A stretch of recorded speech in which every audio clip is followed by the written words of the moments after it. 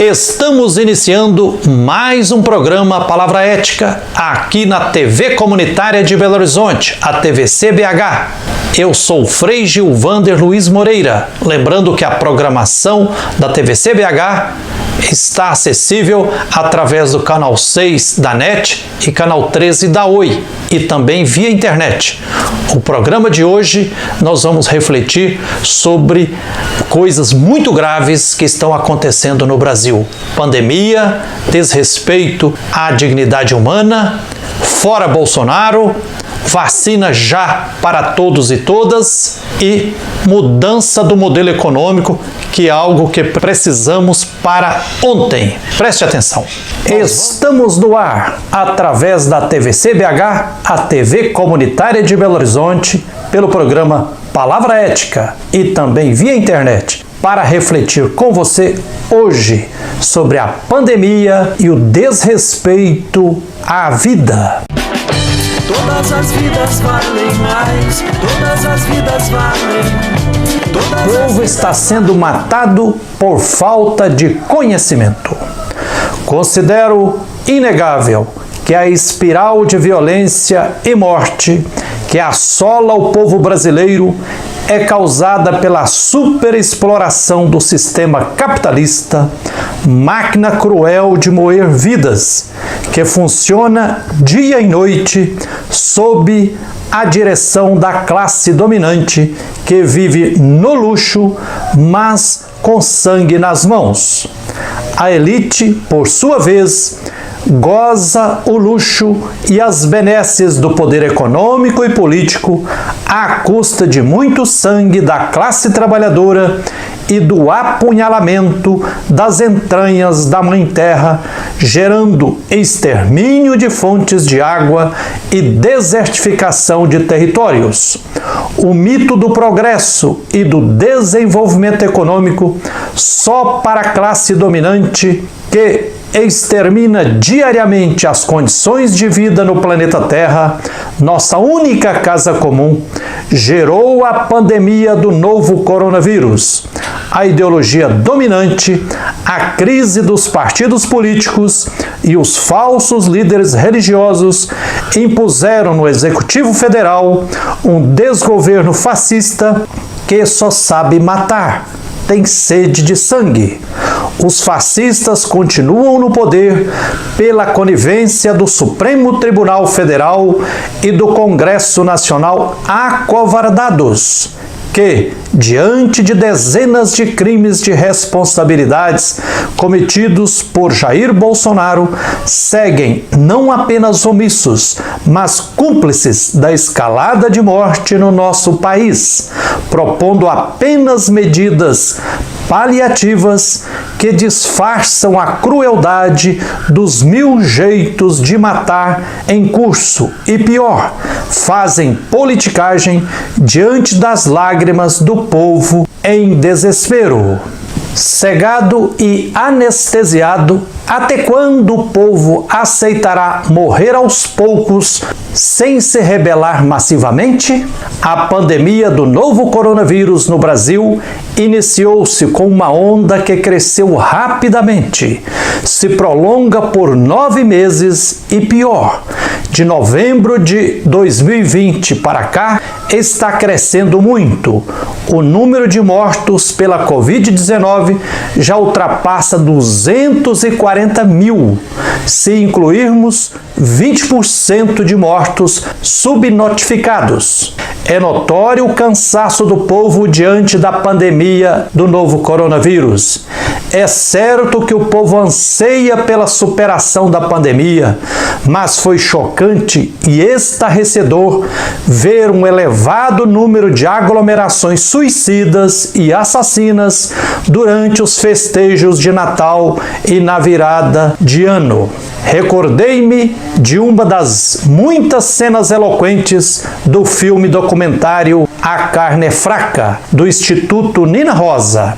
Cena mostrando que, no desfiladeiro do matadouro, ao pressentirem que à sua frente estão morrendo vacas ou bois, com uma cacetada na nuca, as vacas e os bois são tomados por um estresse muito grande, o que injeta adrenalina em todo o corpo. O instinto de vida do gado grita alto diante da iminência da morte, no corredor da morte do matadouro. Nas aglomerações das últimas semanas, gritaram alto o egoísmo e a ignorância de muita gente. Desgovernado por fascistas, o Brasil marcha para se tornar uma ameaça sanitária mundial. Em 2021, daremos conta de enterrar nossos mortos por política de morte, genocida e pela irresponsabilidade dos cúmplices? Cabe lembrar que, mesclado com o ódio de classe que a elite tem do povo pobre, quando a ignorância impera, o amor se cala, se aniquila e os sonhos se desfazem, porque insuportável é a arrogância de quem só conhece suas verdades falsificadas. Alerta Helenice Augusta da Cunha.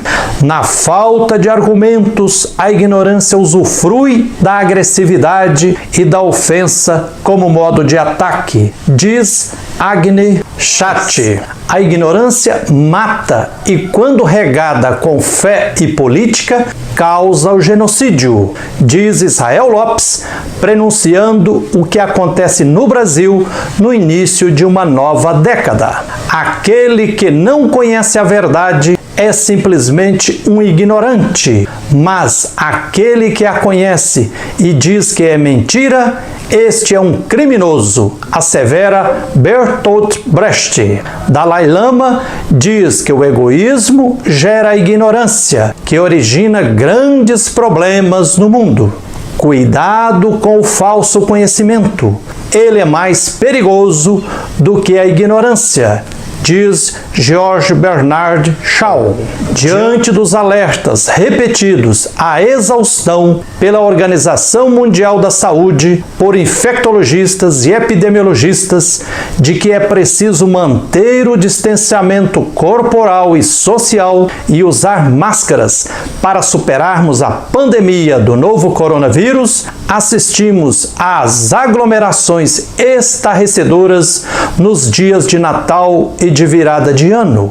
Aglomerações promovidas por celebridades medíocres e ignorantes, por turistas que esqueceram a responsabilidade social ou por pessoas em geral cansadas de quarentena, além de motivadas pelo próprio comportamento negacionista, genocida e debochado do presidente Bolsonaro em relação à gravidade da pandemia. Neste contexto, temos que perguntar: é ético ou imoral promover aglomerações, participar delas ou se omitir da fiscalização delas? Em tempos de pandemia, além de imoral, é atitude criminosa promover e ou participar de aglomerações.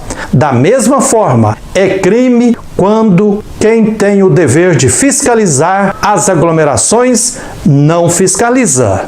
No Código Penal brasileiro, muitas ações ou omissões são tipificadas como crime. Por exemplo, quando se coloca em risco a vida de uma pessoa. A Constituição Federal, em seu artigo 5º, protege a inviolabilidade do direito à vida, considerando-o o mais importante de todos os direitos, pois a vida é o bem jurídico mais valioso que temos.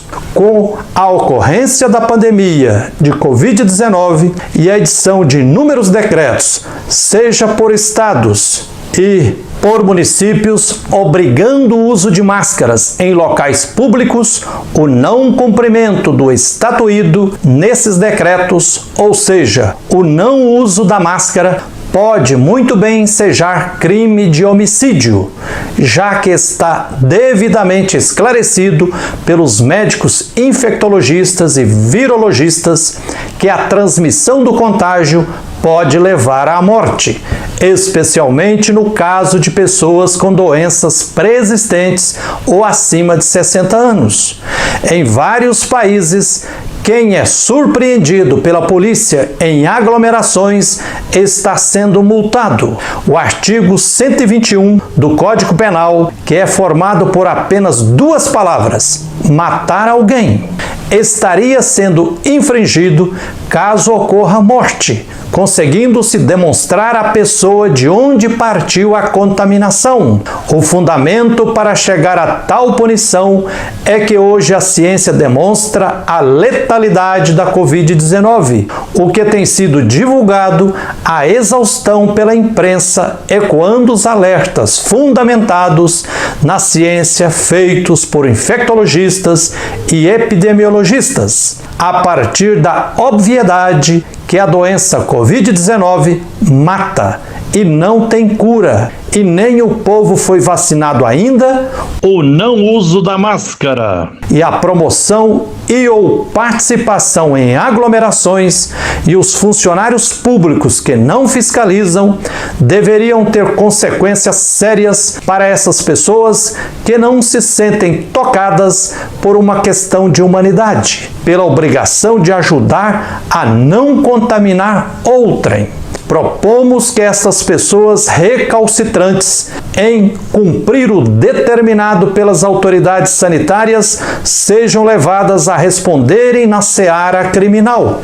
Enquanto durar a pandemia, aglomerar-se e violar as regras sanitárias se tornou uma questão de saúde e segurança públicas.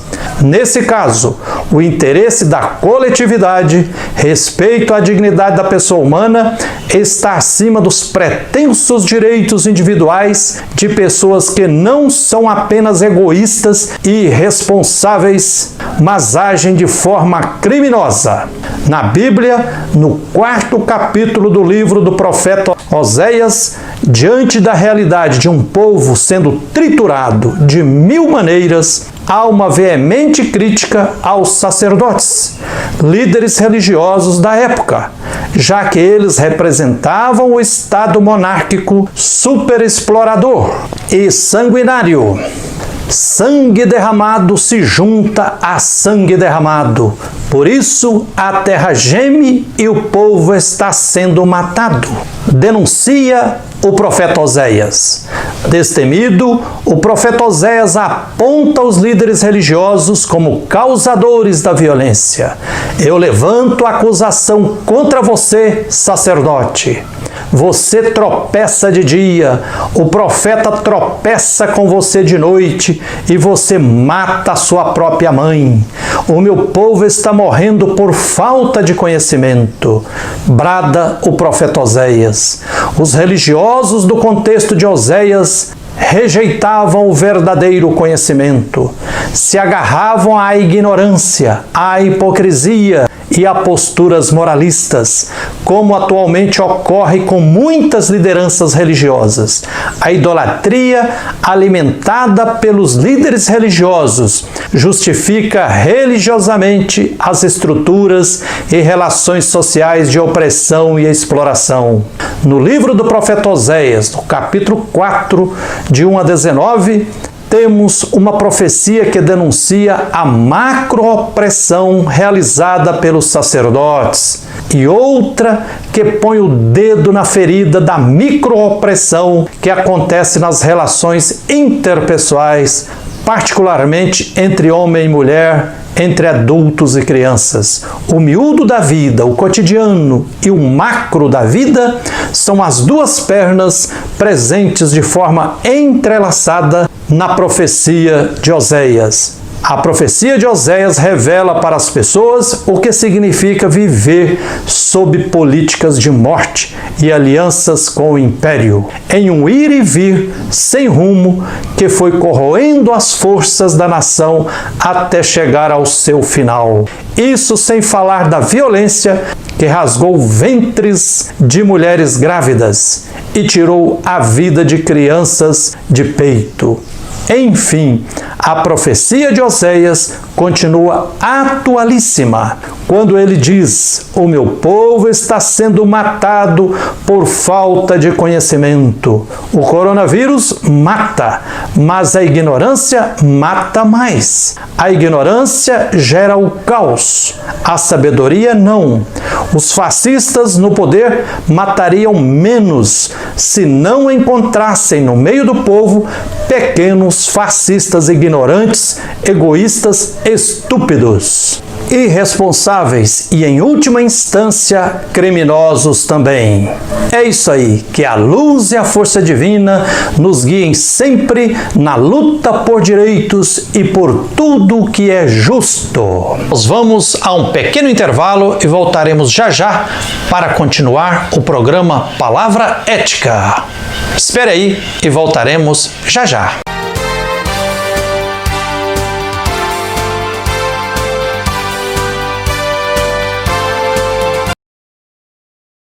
Quatro 2755.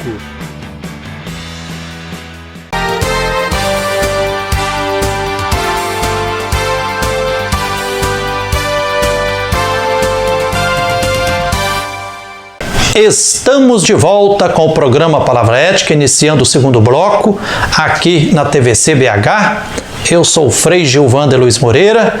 Estamos aqui refletindo sobre pandemia, desrespeito à vida, fora Bolsonaro, necessidade de vacina para todos e todas já, e também necessidade de mudança do modelo econômico neoliberal capitalista que está aumentando a desigualdade social no Brasil. Preste atenção. Estamos no ar através da TVC BH, a TV comunitária de Belo Horizonte, pelo programa Palavra Ética. Hoje, para refletir com você sobre 3 questões fundamentais. Primeira, fora Bolsonaro. Segunda, vacina para todos e todas já. Terceira questão, mudança do modelo econômico já. Um sopro de esperança irradiou-se para todo o Brasil a partir de São Paulo, dia 17 de janeiro agora de 2021. Dia histórico para o povo brasileiro, com a vacinação da primeira pessoa do país contra a Covid-19, Mônica Calazans, mulher, negra e enfermeira. A segunda a receber a vacina foi Vanusa Caimbé, indígena, técnica em enfermagem e assistente social, de uma aldeia em Guarulhos, São Paulo.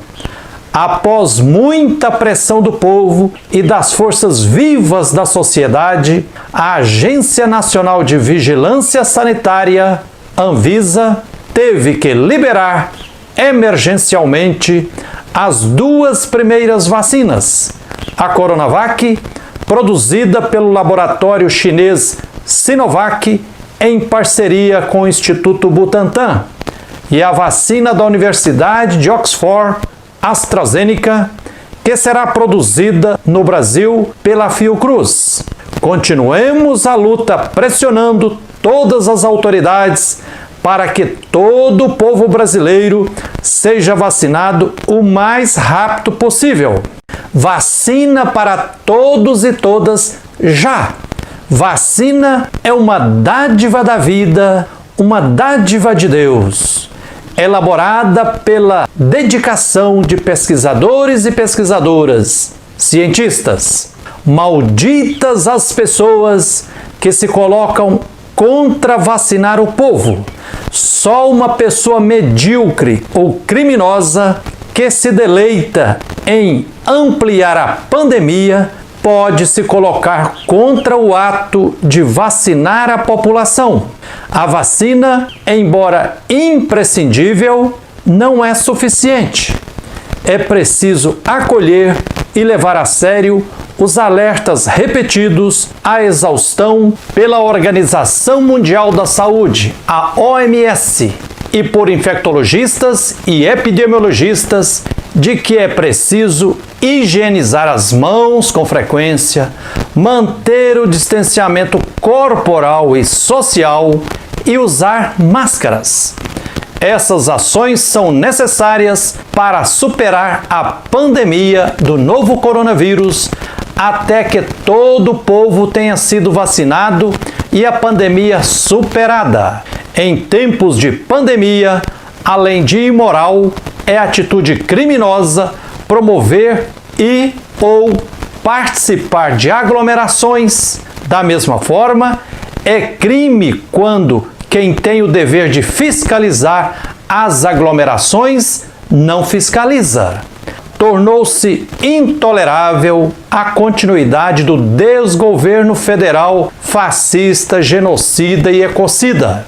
Fora Bolsonaro já e todo o seu desgoverno. O presidente da Câmara dos Deputados continuar segurando mais de 60 pedidos de impeachment do presidente Bolsonaro é uma injustiça e uma afronta à Constituição Federal. Outra atitude asquerosa é a maioria do Congresso Nacional continuar sendo cúmplice do descalabro do desgoverno federal. O Supremo Tribunal Federal também está sendo conivente à medida que garante a continuidade do chefe do Executivo, mesmo diante de muitos indícios de crimes de responsabilidade, entre outros que ainda não foram julgados. Quem continua apoiando o governo federal está pecando, pois está sustentando uma política de morte avassaladora. É necessário mudar o modelo econômico neoliberal, neocolonialista, que impera no Brasil desde 1992. O grau de superexploração da classe trabalhadora, da mãe terra, das fontes de água e dos biomas está levando à exaustão as condições de vida no planeta Terra, nossa única casa comum.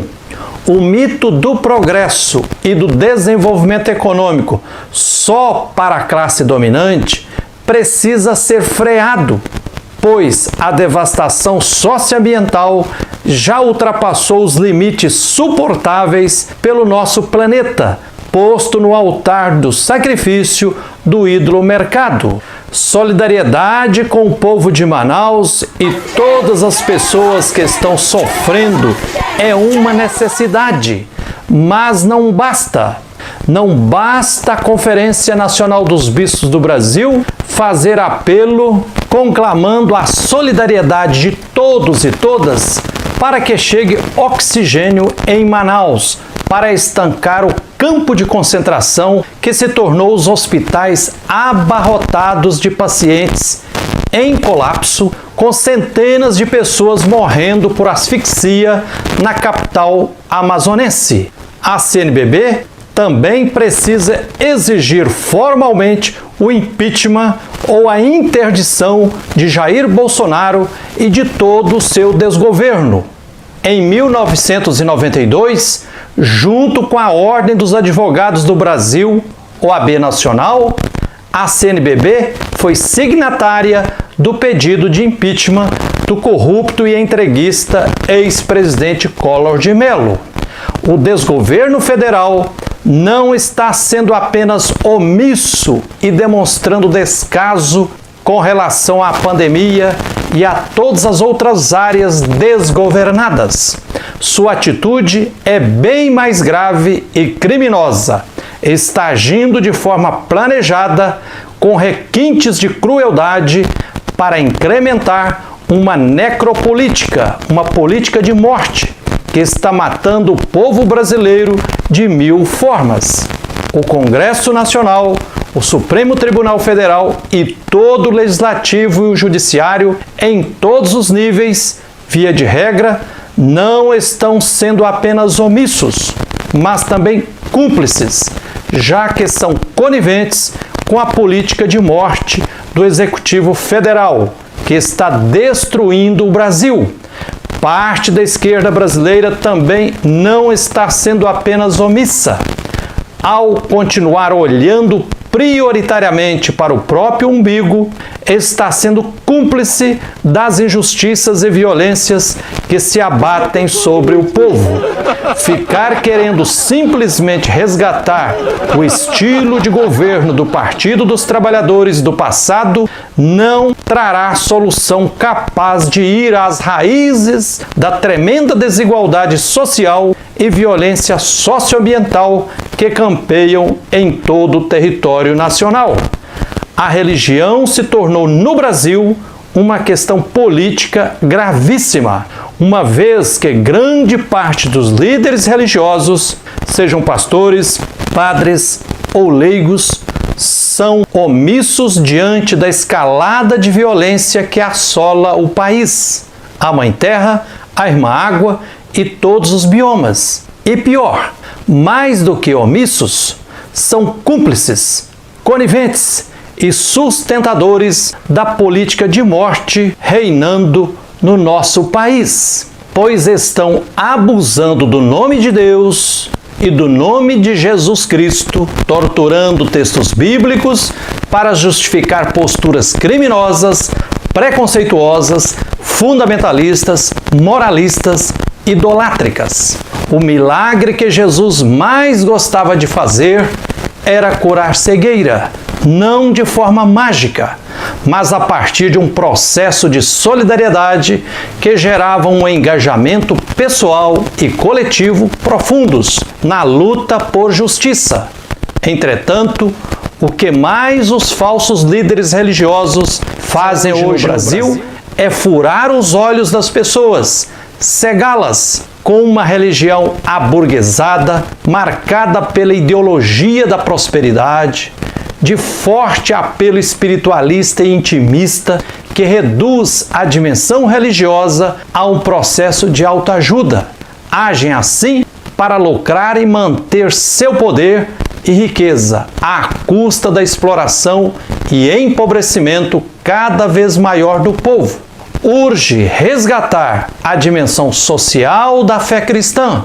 A gravidade do momento exige de todas as pessoas de boa vontade que retomem a opção pelos pobres e, ao fazê-lo, assumam uma clara opção em defesa da classe trabalhadora. Atenção. É isso aí. Obrigado pela atenção e até o próximo Palavra Ética com a graça de Deus.